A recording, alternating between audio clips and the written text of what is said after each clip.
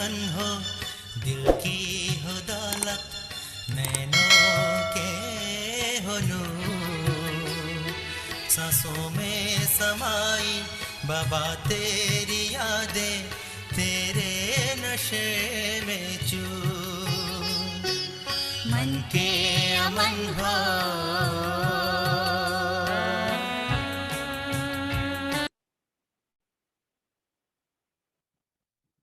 ओम शांति। ओम शांति। दीदी। जैसा कि आप सभी जानते हैं, हमारे आगरा क्षेत्र की सभी समस्त छोटी बड़ी दीदियों की अनुभव गाथा, अलौकिक अनुभव गाथा इस जूम मीटिंग के द्वारा चल रही है। यह अलौकिक अनुभव गाथा हमारी परम आदरणीय बड़ी बहन जी विमला बहन जी के अव्यक्त मास सितंबर मास के तहत रखी गई है, जिसमें हम प्रतिदिन दीदियों के अनुभव, छोटी बहनों के, साथी बहनों के, सभी के हम अनुभव रोजाना सुनते हैं और उन अनुभवों से प्रेरणा लेते हैं। इसी अनुभव गाथा की सीरीज में आज हमारे सामने राजस्थान वैर के भाव को मिटा करके वैर से हमारे बीच में आई हैं भरतपुर से ब्रह्मा कुमारी प्रवीणा बहन। प्रवीणा बहन, आपका बहुत बहुत स्वागत है, स्वागत है, स्वागत है। प्रवीणा बहन, आपसे हम पूछना चाहेंगे, आपका लौकिक जन्म स्थान कहाँ पर है? लौकिक जन्म कौन से सन में हुआ और जब ज्ञान में आई तो कितने वर्ष की उम्र थी? जी दीदी। जी। ओम शांति। ओम शांति। मेरा लौकिक जन्म सन 1989 में भरतपुर के पास गांव है, यहाँ से 16 किलोमीटर दूर है, सिंधी गांव में हुआ था। और सन 2000 में हम ज्ञान में आए। 2000 में? जी। अच्छा अच्छा। ज्ञान में जब आए, बाबा के बने, तो आपको क्या अच्छा लगा जिसके कारण से आप बाबा की बनी? 10वीं क्लास के पेपर चल रहे थे दीदी, और हमारे गांव में दीदियां कोर्स कराने के लिए आई थी। कुछ समय पहले गांव में जो खेत होते हैं वहां पर सेवाएं चल रही थी, जो खेतों में काम करते हैं। तो गांव की एक माता थी, उनकी लौकिक बहन ज्ञान में चलती थी। उन्होंने चर्चा चलाई कि हमारे यहाँ पर सफेद वस्त्रधारी बहन आती हैं और बहुत अच्छा ज्ञान सुनाती हैं, ओम शांति का ज्ञान सुनाती हैं। तब तक हमें ओम शांति के बारे में मुझे कुछ नहीं पता था। तो फिर जैसे हमारी लौकिक मम्मी ने हमसे कहा कि ऐसे ऐसे बात है और कोर्स यहाँ कराने के लिए दीदी आएंगी, तो हमने कहा कि मैं जरूर जाऊंगी। तो जैसे ही दीदियां कोर्स कराने के लिए गांव में आई, तो गांव में एक बहुत बड़ा मंदिर है, वहां पर कोर्स शुरू हुआ था। पहले दिन का ही कोर्स मुझ आत्मा ने किया था, और पहले दिन का कोर्स करने के बाद ये निश्चय हो गया था कि वास्तविक रूप से जीवन तो ये है।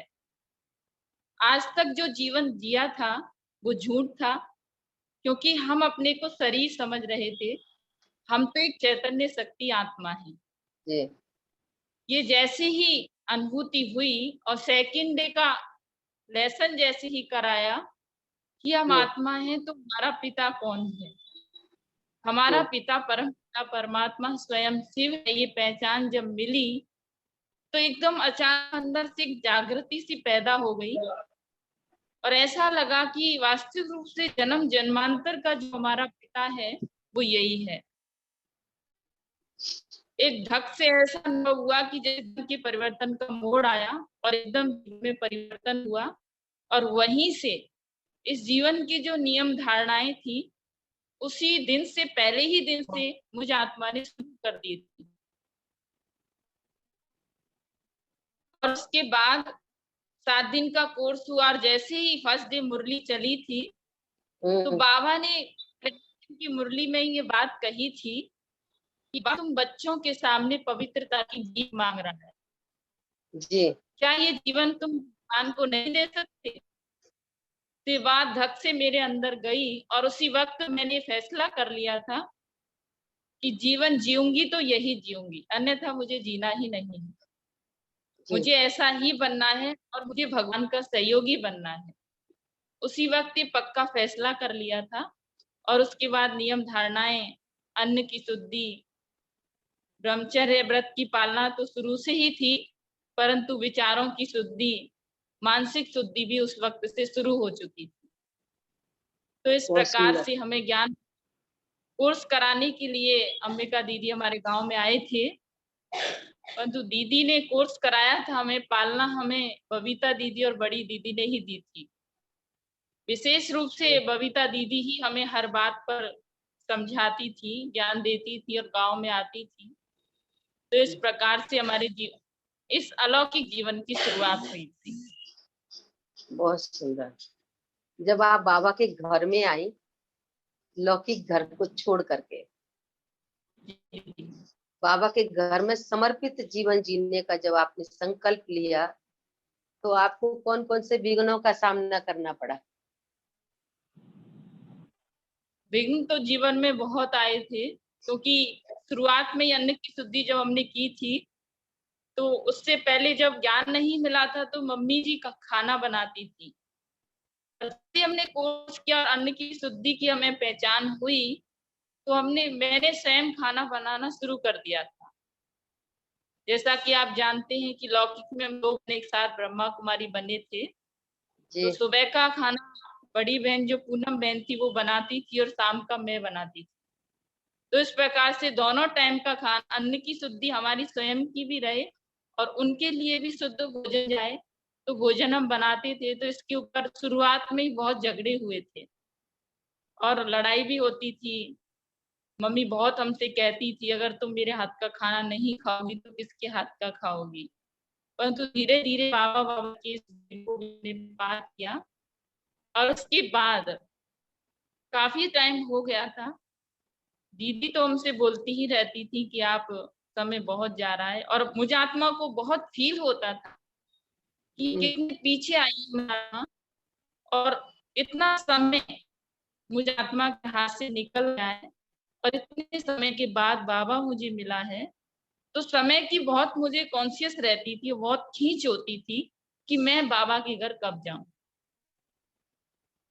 और जैसा कि जानते हैं कि जो हमारा गांव था, उस गांव में से हमने 4 कन्याएं ब्रह्मा कुमारी बनी थी। एक कन्या पास के गांव में से बनी थी, गीता बहन, और एक कन्या भरतपुर में से, जहां हम लौकिक पढ़ाई पढ़ते थे, वहां से निकली थी। तो जहां जहां हम रहे थे, जहां रहते थे, हर जगह बाबा का ज्ञान ऐसा प्रसारित हुआ कि हर जगह बाबा की बच्चियां निकलती ही चली गई। हम अपना रास्ता साफ करने के लिए हमसे आगे थी बहनें, हमारे साथ थी जो बहनें, उनसे कहते थे कि पहले आप जाओ, अगर आपके ऊपर कोई बंधन नहीं है, विघ्न नहीं है, जिससे हमारा रास्ता साफ हो। परिवार बहुत बड़ा था और बड़ा परिवार होने का जो होती हैं उनको लौकिक माँ बाप ठीक करते ऐसा, जिस कारण वो कभी हमें परमिशन नहीं देते थे, ना ब्रह्मा बनने की परमिशन देते थे। फिर क्या होता है, एक समय आता है, अपनी से कहा कि कुछ भी हो आप चली जाओ, पीछे जो होगा मैं देखूंगी। तो वो उनको मैंने आश्रम भेज दिया। 2 दिन हुए, 3 दिन हुए, 4 दिन हुए, वो लौट के नहीं आई। परिवार ने पूछा क्या वो क्यों नहीं है, तो मैंने कहा कि अब वो नहीं आएंगी।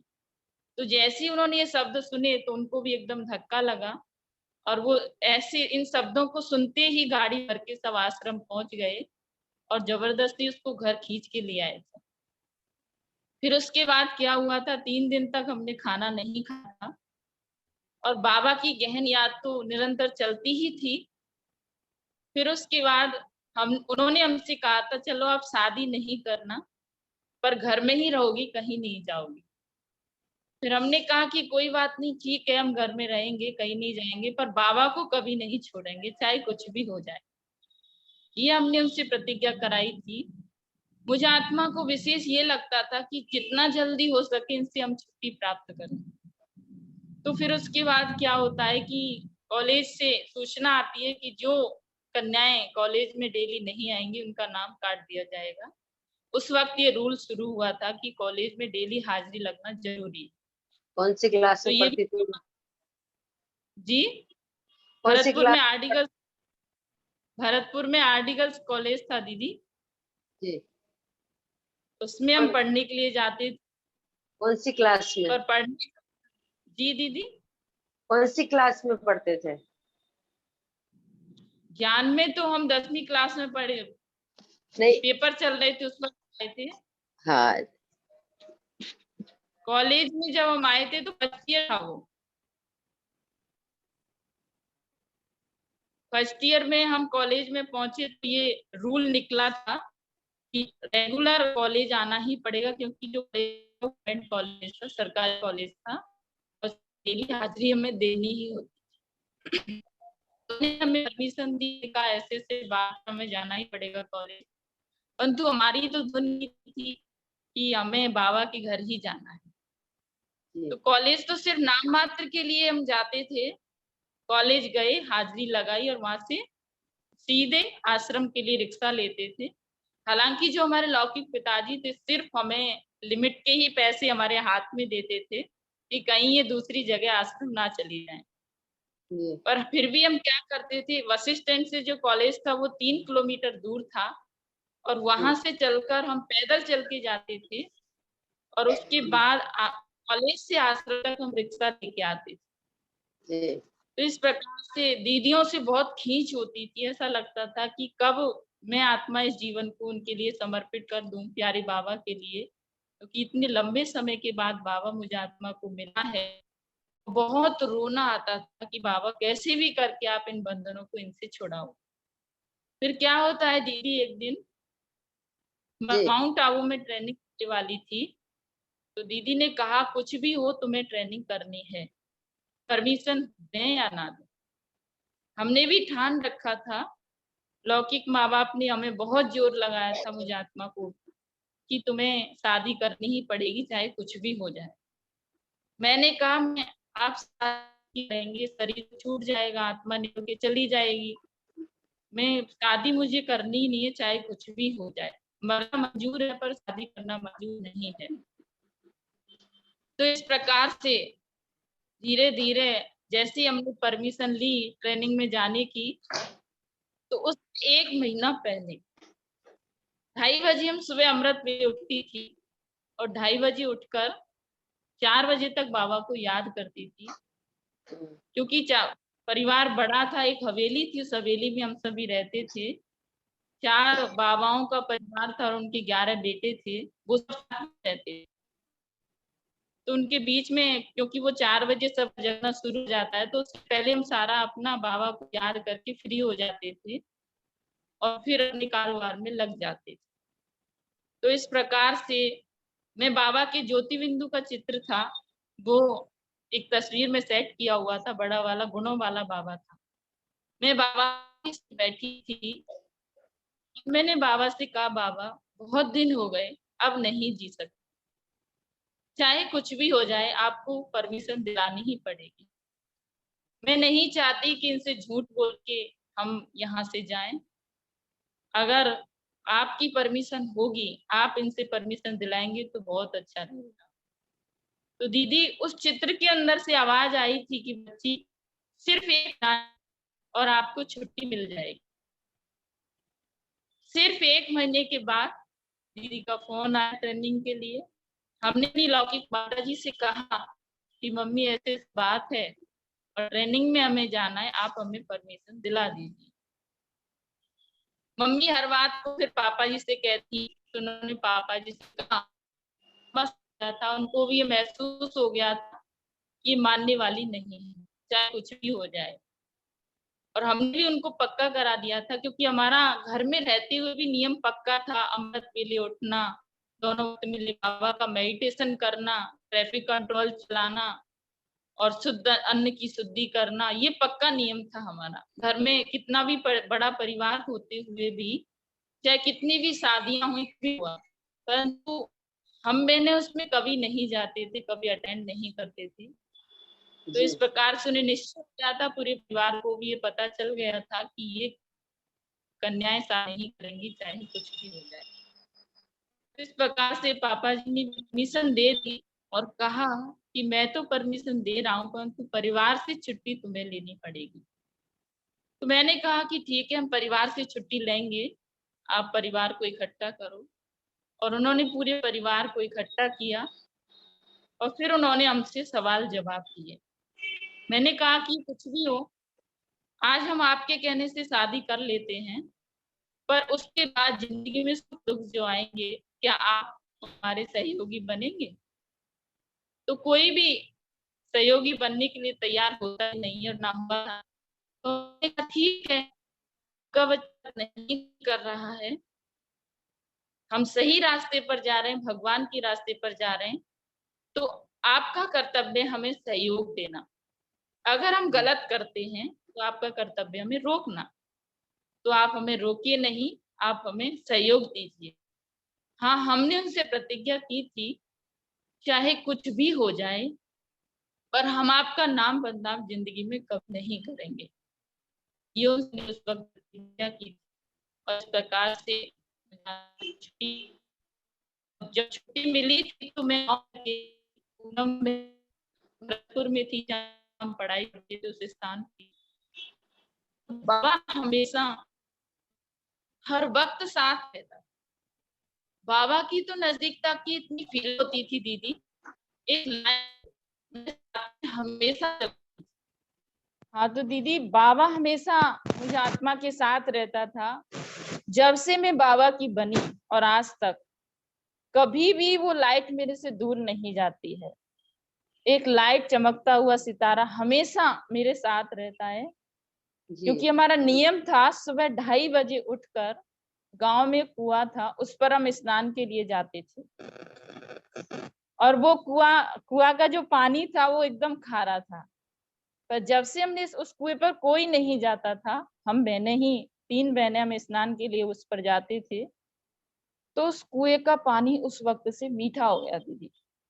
कमाल की बात बाबा की ये थी कि उस कुएं का पानी भी मीठा हो गया और आज तक उस कुएं से सब मीठा पानी पीते हैं जी। तो इस प्रकार से फिर छुट्टी मिली और बाबा हमेशा साथ रहता था। जैसे आकाश में ब्रह्मा बाबा की 2 आंखें और बीच में चमकते हुए शिव बाबा हमेशा दिखाई देते थे जी। तो कोई भी कैसी परिस्थिति होती थी, कितनी भी बड़ी, परंतु मुझे कोई डर नहीं लगता था। हालांकि परिवार बड़ा होने के कारण कभी भी हम अपने लौकिक पिताजी के सामने बोल नहीं सकती। जब भी वो कोई बात कहते थे तो हमेशा रोना ही आता था और रोते रोते बहुत कम शब्दों में उनसे मैं बात करती थी और उनसे पूरे विश्वास के साथ ये कहती थी। लौकिक पिताजी के सामने मैं ज्यादा बोलती नहीं थी। उसके बाद क्या होता है कि पापा जी को कोई भी बात मुझे कहनी होती थी तो मैं चिट्ठी में लिख के ही बोलती थी।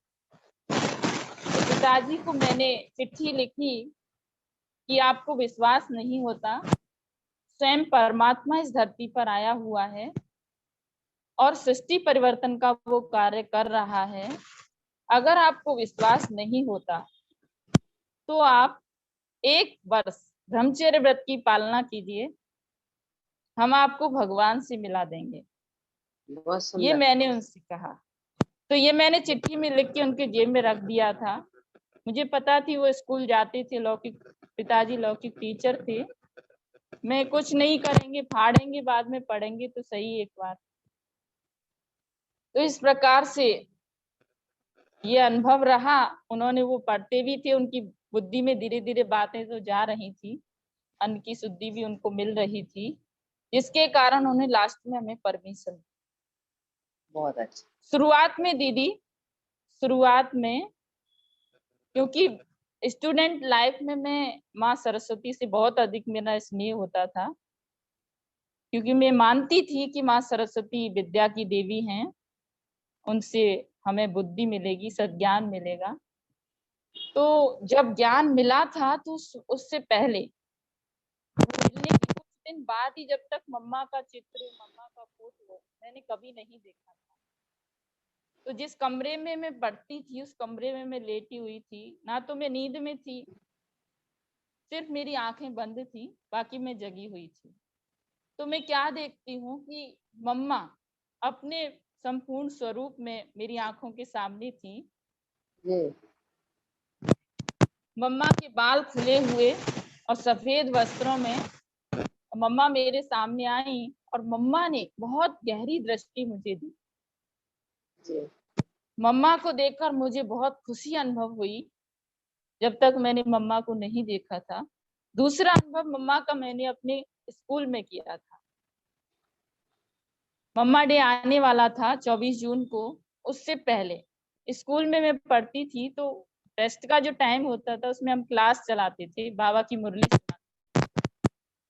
तो वहां भी सरस्वती माँ की तस्वीर थी, तो उससे बैठ के मैं योग लगा रही थी।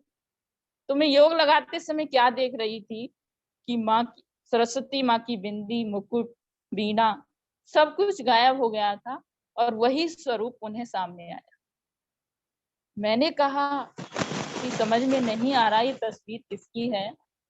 मैंने कहा एकदम भारी चेहरा है, आंखें मोटी मोटी हैं। मैंने कहा कहीं हनुमान जी तो मुझे नहीं दिखाई दिए। फिर उसके 6-7 दिन बाद में सेंटर आई थी, हम एक साथ 9 कन्याएं सेंटर पर आई थी 24 जून मम्मा डे मनाने के लिए। तो जैसे पहुंचे, मम्मा को देखा, इतनी खुशी अंदर में हुई कि मम्मा किस प्रकार से मुझ आत्मा की पालना कर रही थी, प्यार कर रही थी। और मम्मा ने बचपन से ही मुझे पाला है, तो अनुभव भी मुझ आत्मा का मम्मा का रहा। फिर तो ट्रेनिंग करने के बाद तो फिर हम सेंटर पर रहने लगे थे। उसके बाद भी उन्होंने बहुत प्रयास हमारे ऊपर किए थे कि हम कैसे भी करके घर आ जाएं, परंतु हमारा जो दृढ़ निश्चय था, उनको पक्का हो गया था कि अब वापिस नहीं आएंगी, चाहे कुछ भी हो जाए। तो इस प्रकार से विघ्न भी आए, परंतु विघ्नों के बीच में रहते हुए आनंद भी बहुत आया, स्थिति भी बहुत मजबूत हुई, जिसके कारण बाबा की अनुभूतियां भी बहुत अधिक होती थी। एक बार तो क्या हुआ दीदी, मैं रोते रोते सो गई थी, और सोने के बाद ब्रह्मा बाबा मेरे सपने में आए।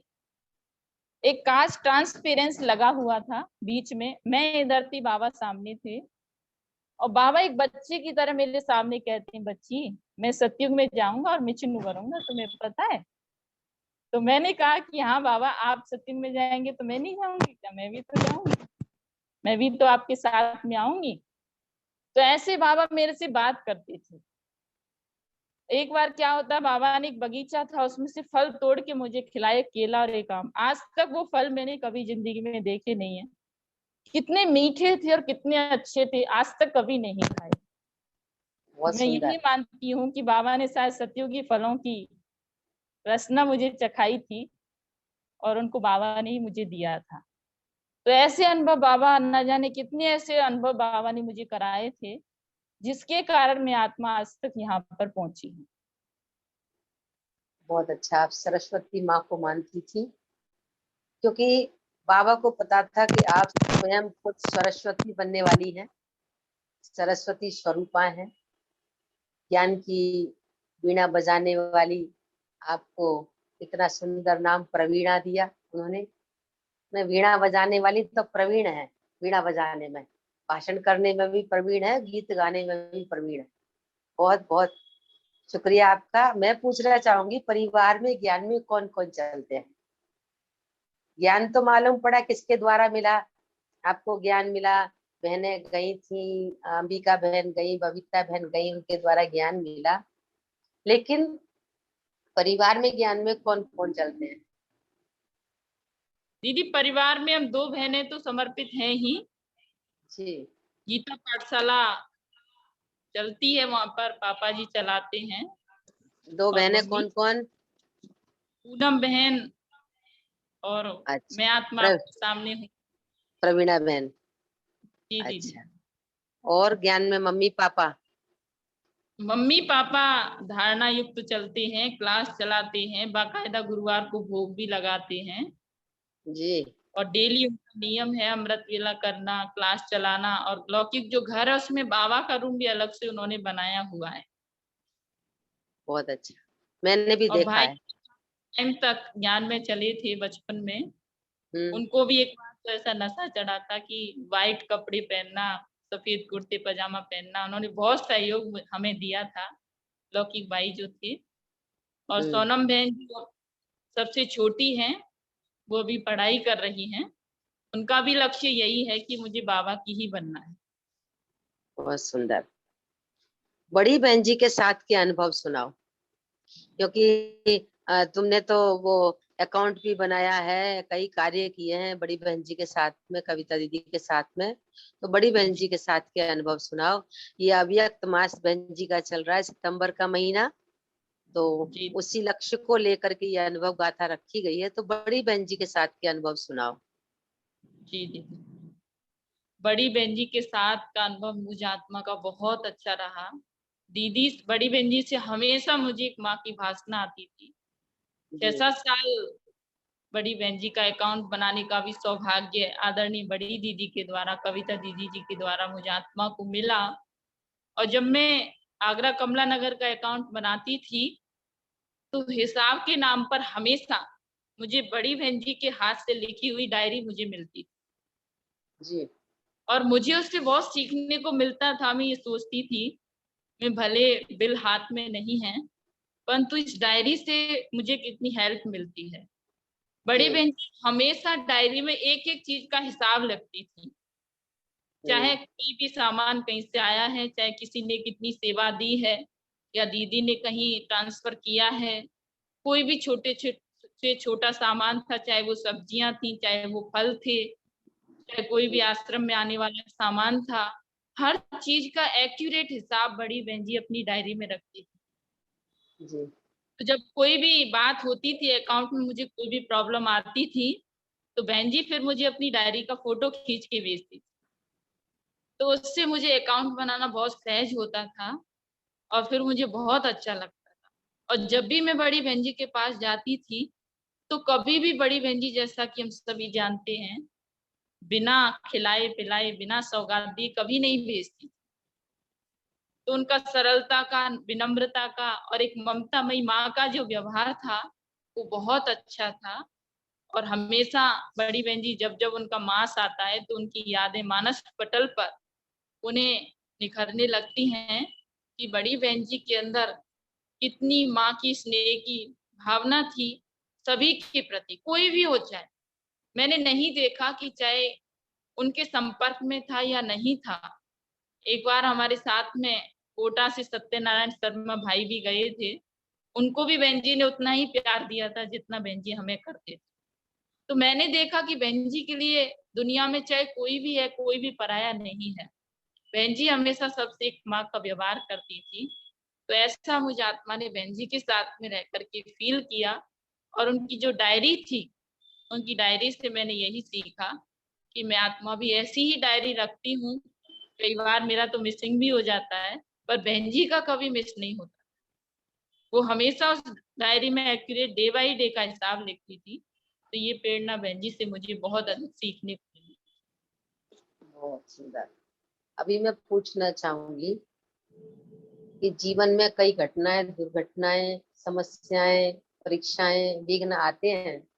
जी जी जी। ऐसा कोई बाबा की मदद का अनुभव हुआ हो? वैसे तो मदद मिलती रहती है पल पल बाबा की, मेरे जी संग संग चलते हैं बाबा, वो मेरे साथ ही साथ है।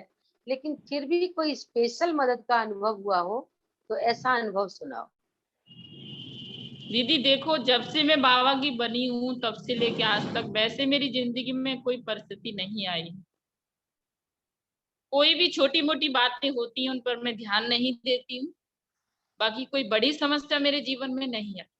हाँ, बहुत खुद की अच्छा। स्वयं की बीमारी से संबंधित जब मैं लौकिक घर पे थी तो मेरे एक बीमारी थी कि मेरे आधे सिर में हर 15 दिन में एक दर्द होता था और वो इतना भयंकर होता था कि एक आंख की तो मेरी रोशनी गायब हो जाती। तो वहां भी ट्रीटमेंट तो कराया था पर ठीक नहीं हुआ था। पर बाबा के घर आने के बाद मैं समझती थी शायद क्योंकि लौकिक घर पर रहते हुए छुट्टी नहीं मिलती थी तो मुझे बहुत अधिक टेंशन रहती थी कि कब ये छुट्टी देंगे और कब मैं बाबा की सेवा में जाके सहयोगी बनूंगी। तो यहाँ पर आके मुझे बहुत रिलैक्स मिला, बाबा से भी और दीदियों से भी। तो यहाँ आके वो दर्द कहाँ गायब हो गया दीदी कोई पता नहीं, आज बहुत तक वो दर्द मेरे पास आया नहीं है। बहुत बाकी कोई अच्छा। परेशानी वगैरह तो कोई भी मेरे जीवन में नहीं आई। हाँ हमारी छोटी ये शुभ भावना है, शुभकामना है कि कभी जीवन में दर्द आए ही नहीं। जी ऐसी दीदी। हमारी शुभ भावना है, कभी दर्द ना आए। सदा ही खुश रहो, फलते रहो, फूलते रहो, मुस्कुराते रहो। फूलों की तरह से, जैसे आपके पीछे फूल लग रहे हैं ना लाल लाल, ऐसे ही जी फूलों की तरह से मुस्कुराते रहो, तो गुलाब के फूल की तरह से खिले रहो। बड़ी दादियों के साथ के अनुभव सुनाओ। दीदी दादियों के साथ के अनुभव तो अलग ही हैं। एक बार तो आदरणीय अपनी बड़ी दीदी के द्वारा मुझे चांस मिला था अव्यक्त बाप दादा से मिलने का। तो जैसे ही मैं मंच पर बाबा के सामने थी तो एकदम शरीर पूरा लाइट हो गया, तो प्रकाश ही प्रकाश वहां पर नजर आया था। बाबा से दृष्टि लेते वक्त बहुत शक्ति का एहसास हुआ था। उसके बाद दादियों के नजदीक तो हमेशा ही आदरणीय बड़ी दीदी के साथ में जाने का मौका मिलता ही है और दीदी हमेशा मौका देती हैं। तो दादी जी से दादी जानकी जी, दादी गुलजार जी से मुझे बहुत खींच होती थी। कोई भी जी बात होती थी परमिशन के लिए मिलने के लिए, जब मैं जाती थी परमिशन लेने की दीदी दीदी को मिलने आना है और दादी जी से मिलना है, तो जैसे ही हम दादी जी से मिलने जाते थे तो दादी जी से जब दृष्टि लेती थी तो इतनी खींच होती थी, वो दृष्टि की भासना कई दिन तक मुझे आत्मा को रहती थी। जी तो दादियों की प्यार और पालना दादी जानकी जी की दृष्टि आज तक भी मुझे भूलती नहीं है। और जैसे ही मैं आज अभी भट्टी करके आई हूँ, कोई भी मेरा टर्न ऐसा नहीं रहा होगा कि बाबा के घर में गई हूँ और बाबा के घर से आते टाइम मेरी आंखों से आंसू ना बहा हो। मुझे बाबा के घर से और दादियों से इतनी खींच होती है और ऐसा महसूस होता वहां जाकर कि मैं यहाँ से कभी लौट के ही ना जाऊं। ऐसा लगता है कि मैं इनके साथ हमेशा रही थी और हमेशा इनके साथ रहूं, कभी भी उनको छोड़ने का मन नहीं करता है।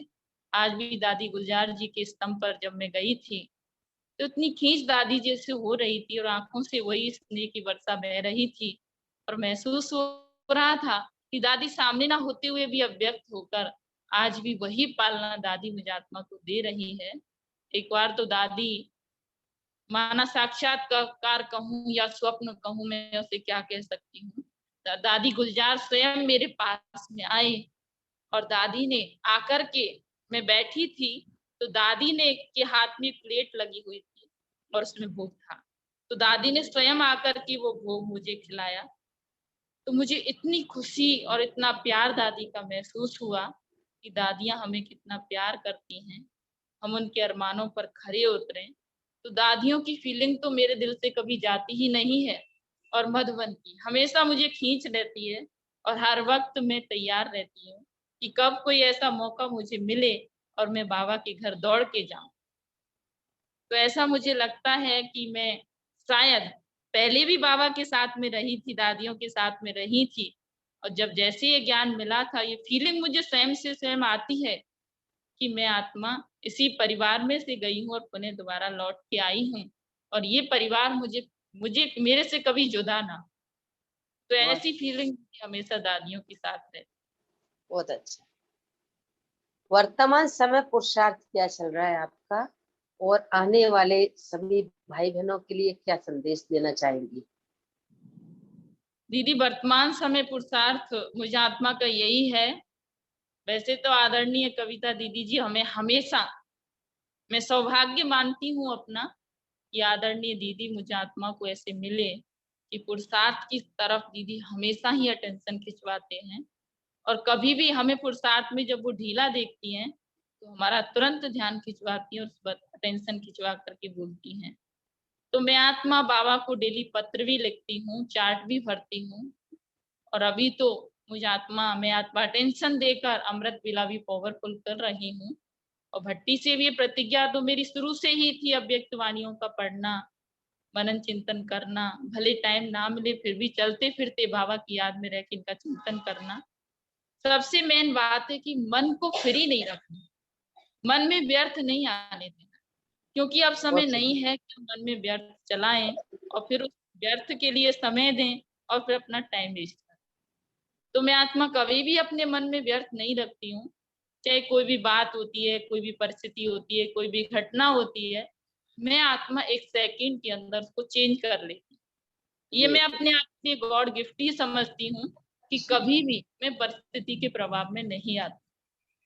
ये बाबा की ही कमाल है। और मैं सबसे यही कहना चाहूंगी कि कोई भी बात जीवन में आए उसको हम समय ना देकर आगे बढ़ें और अपने पुरुषार्थ पर अटेंशन दें, और हमारे अंदर क्या कमी है उसको हम देखें, ना कि दूसरे को।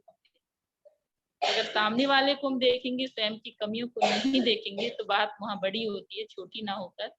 इसलिए हमें बिल्कुल। स्वयं को देखना है और स्वयं को चेक करके अपने पुरुषार्थ में आगे बढ़ना।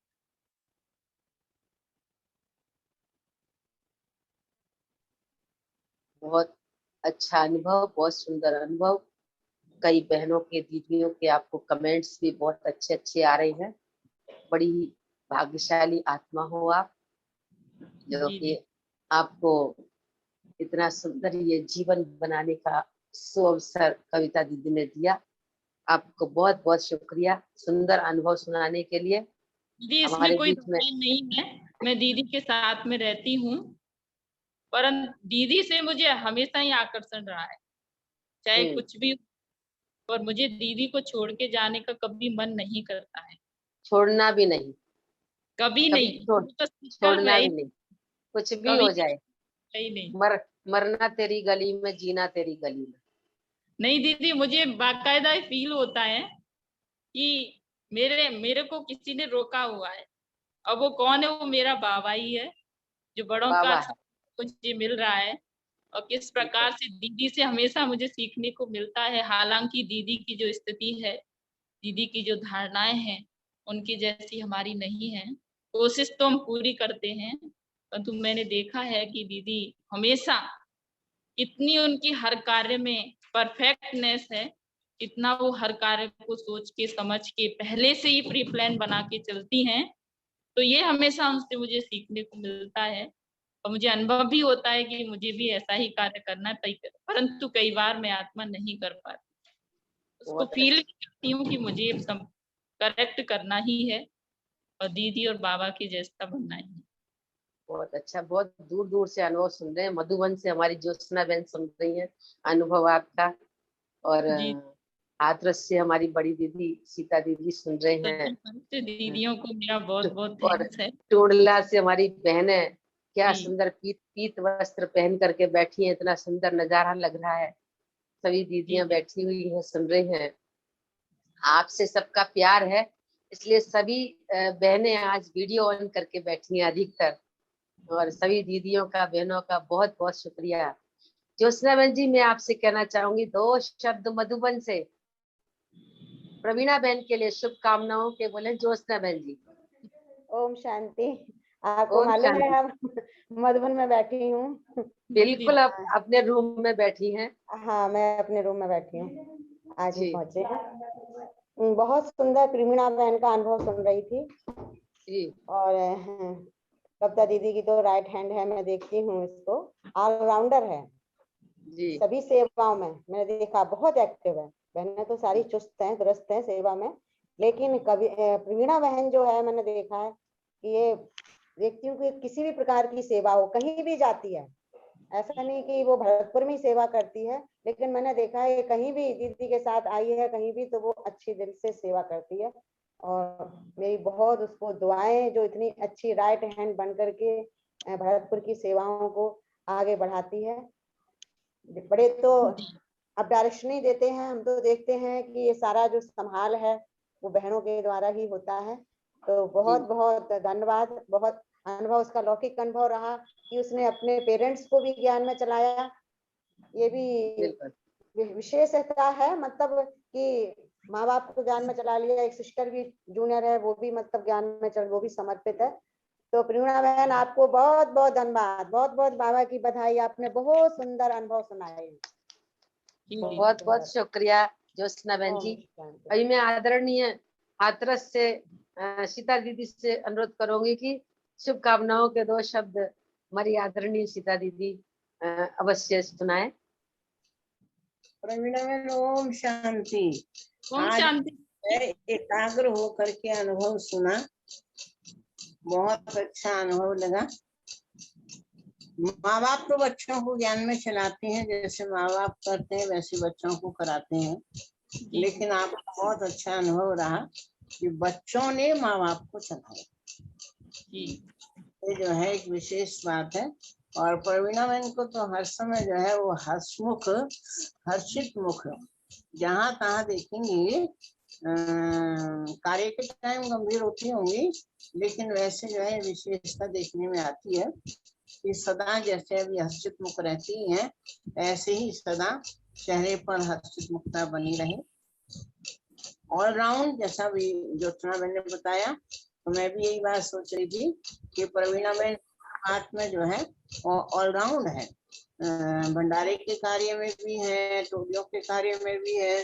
तो जैसा बताया कि हमारी बड़ी बहन जी जो है, क्योंकि हमने भी बचपन में जो है वो बहुत हिसाब किताब बहन जी का, बहन जी तो भूल जाते थे, कई बार कुछ होता ही नहीं था, फिर कहते तुम डायरी में लिखो। या बहन जी की भी बहुत बड़ी आदत थी कि वो हिसाब किताब को लिखती जरूर थी।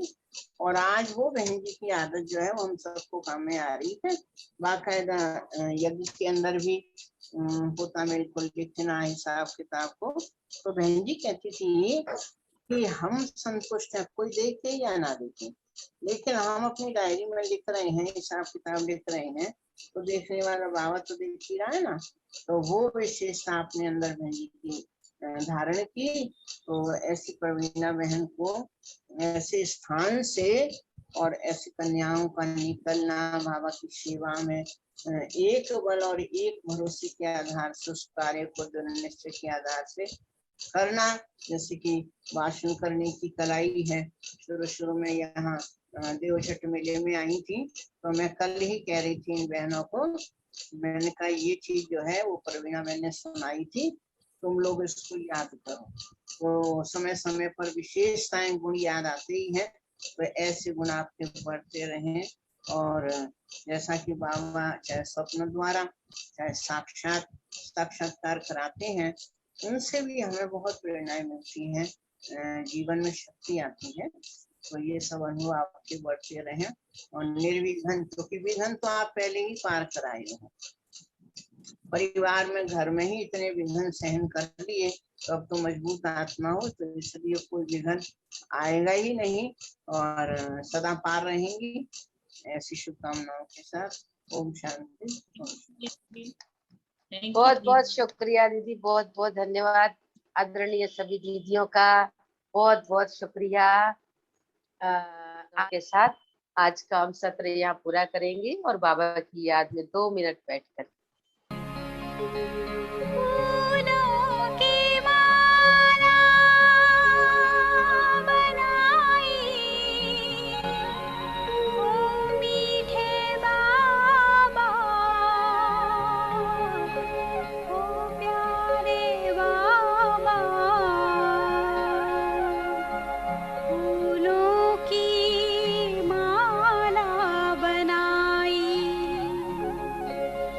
चुन चुन के